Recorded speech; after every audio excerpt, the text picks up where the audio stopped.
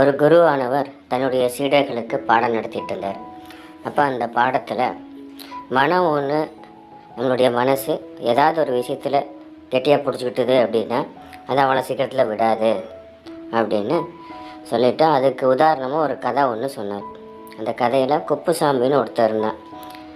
அவன் பார்த்திங்க அப்படின்னா அவன் கூட எப்போவுமே ஒரு தொப்பியை போட்டுக்கிட்டு அங்கேயும் இங்கேயும் லாந்திட்டு இருந்தான்.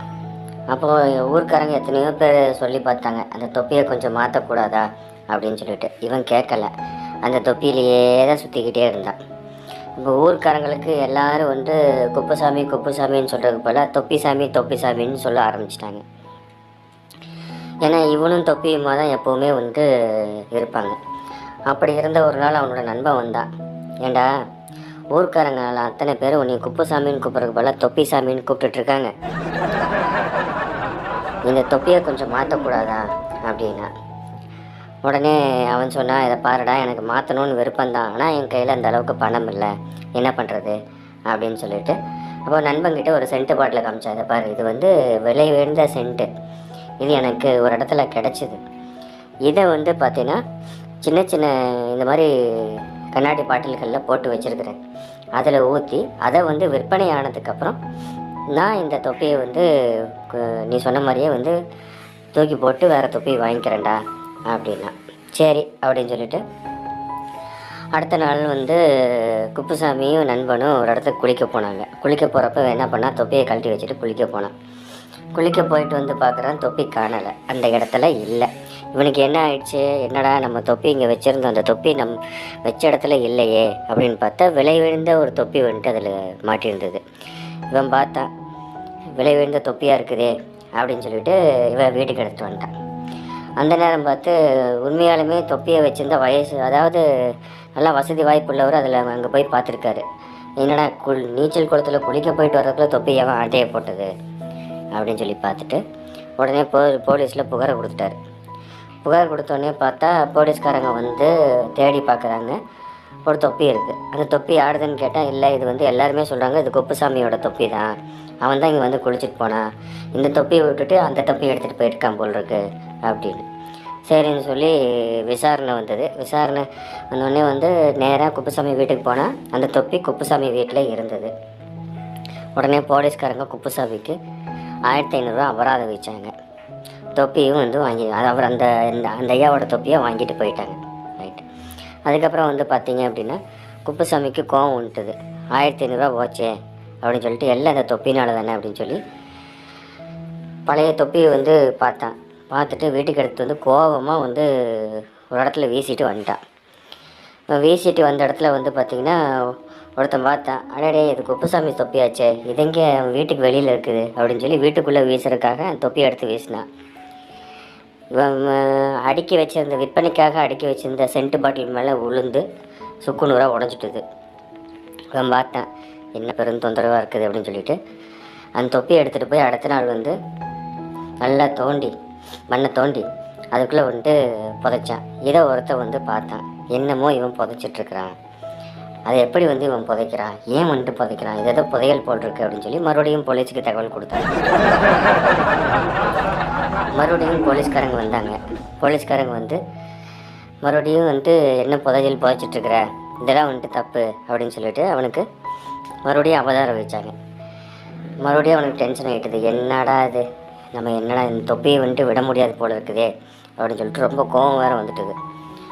கோவமாக தொப்பியை வீசி எறிஞ்சான். இவன் வீசி எறிஞ்சது நேராக தண்ணி டேங்க்கு மேலே போய் விழுந்துருச்சு. தண்ணி டேங்க்கு மேலே விழுந்தோடனே ஊர்க்காரங்களுக்கு யாருக்கும் தண்ணி சப்ளை ஆகலை. கொஞ்ச நாளாக தண்ணி சப்ளை ஆகணுன்னு எல்லா ஊர்க்காரங்களும் கோவத்தில் கொந்தளிச்சிட்டாங்க. எதனால் தண்ணி சப்ளை ஆகலைன்னு சொல்லி அப்படியே கஷ்டப்பட்டு மேலே ஏறி பார்த்தா, அது ஒரு சின்ன தொட்டி தான். அந்த தொட்டி மேலே ஏறி பார்த்தா குப்புசாமியோட தொப்பி அந்த தண்ணி வர வாட்டர் பைப்பில் அடைச்சிருக்குது. உடனே மறுபடியும் ஊர்க்காரங்கள்லாம் இது பண்ணி பஞ்சாயத்து பண்ணி கடைசியில் 2000 ரூபா அபதாரம் வச்சாங்க போலீஸ்காரங்க. மறுபடியும் இப்போ நம்ம குப்புசாமிக்கு என்ன பண்ணுறதுன்னே தெரியல.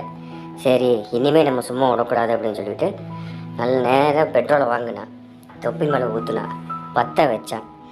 தொப்பி நல்லா தீ பிடிச்சி எரிய ஆரம்பிச்சிது. கோபத்தில் குச்சி எடுத்து ஓங்கி ஒரு தட்டினான். தட்டினதில் அதில் ஒரு தூள் போய் குடிசை மேலே விழுந்துட்டுது. விழுந்த உடனே குடிசையும் பற்றிக்கிச்சு. குடிசை பற்றினோடனே பெரிய பஞ்சாயத்து ஆகி போச்சு. உடனே ஊருக்காரங்கள்லாம் சத்தம் போட்டு குப்புசாமி அடித்து விரட்டிட்டாங்க. வீடே தீப்பிடிச்சிருது அப்படின்னு சொல்லிட்டு. அவன் தொப்பியை ரொம்ப நாளாக ஆசைப்பட்டு போட்ட அந்த மாயை தான் இவ்வளவுத்துக்கும் காரணம் அப்படின்னு அந்த குரு சொல்லி முடித்தார். அப்போ ஒரு சிஷியனுக்கு டவுட் வந்துட்டுது. குருவே, இவ்வளவு இதுவும் சொன்னீங்க, அந்த கடைசியில் அந்த குப்புசாமி எங்கே இருக்கான்னு சொல்லியே அப்படின்னு. அப்போ அந்த குரு சொன்னார், அடே குரு கட்டவனே, அந்த குப்புசாமியே நான் தான்டா அப்படின்னு. ஒரு ஊரில் ஒரு ராஜா இருந்தார். அவர் அரசரவையை கூப்பிட்டு ஒரு முக்கியமான முடிவுகள்லாம் எப்போவுமே எடுப்பார். அதுக்கு அறிவுரை தர்றது எப்போவுமே அவருடைய அமைச்சர் தான். அப்படி இருக்கிற அந்த மந்திரி பார்த்தீங்க அப்படின்னா ரொம்பவும் எவ்வளவோ அறிவுரைகள் சொன்னாலும் பிற்காலத்தில் அவர் சொன்னதான் சரியாக இருக்கும் அப்படின்றதால ராஜாவுக்கு கோபம் வந்துட்டுது. என்ன இவன் சொல்கிறது மட்டும்தான் சரியாக இருக்குது அப்படின்னு. அன்னைக்கும் அதே மாதிரி உபதேசம் பண்ணியிருக்கார் ராஜா கிட்ட. ராஜா இந்த மாதிரி பண்ணுங்க அப்படின்ட்டு. ராஜாவுக்கு கோபம் வந்துட்டுது. ஓங்கி ஒரு அறை கொடுத்தார். உடனே அமைச்சரவைகள் முன்னாடி ராஜாவே மந்திரி அரைஞ்சனால கொஞ்சம் அவர் என்ன பண்ணார், பக்கை தளபதியை ஓங்கி ஒரு அறை விட்டார். உடனே படைத்தளபதிக்கு என்ன பண்ணுறதுன்னு தெரில.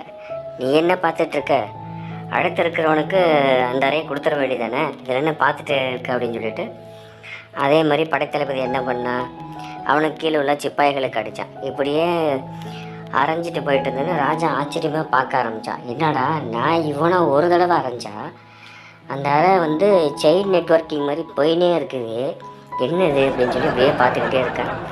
ஒன்றும் பேச முடியல ராஜானால. இப்படியே கரெக்டாக ஊரும் அறை விழுந்துக்கிட்டே இருக்குது. ஊரும் அரைஞ்சிக்கிட்டே இருக்காங்க. அரைஞ்சிட்டே போயிட்டு என்ன பண்ணால் சாயந்தரம் சரி அப்படின்னு சொல்லி யோசனை பண்ணிக்கிட்டே படுத்திருந்தான் ராஜா. அவனை ஒரு அறை விட்டோம், அந்த அறை ஊரம் பரவிடுச்சு. எல்லாம் மாற்றி மாற்றி அடிச்சுக்கிட்டு கிடக்குறாங்களே, இப்போ என்ன பண்ணுறதுன்னு யோசித்து முடியறதுக்குள்ளே ஒரு அறை இவங்கன்னத்திலே பலாருன்னு விழுந்துதான். இப்போ ராஜாவுக்கே என்ன பண்ணுறதுன்னு தெரில. யாரா அரைஞ்சதுன்னு பார்த்தா ராணியே ஓங்கி அரைஞ்சிருக்கப்ப.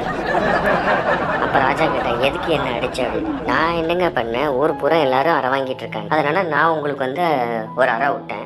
நீங்கள் அடுத்த இருக்கவன்ட்டு அறையை விட்டு அப்படியே கண்டினியூ பண்ணிட்டு போங்க, இது யார் தொடங்கி வச்சாங்கன்னு தெரில அப்படின்னா. அடி பாவி, இதை தொடங்கி வச்சதே நான் தாண்டி, கடைசியில் என்கிட்டே முடிச்சு விட்டீங்களேடி.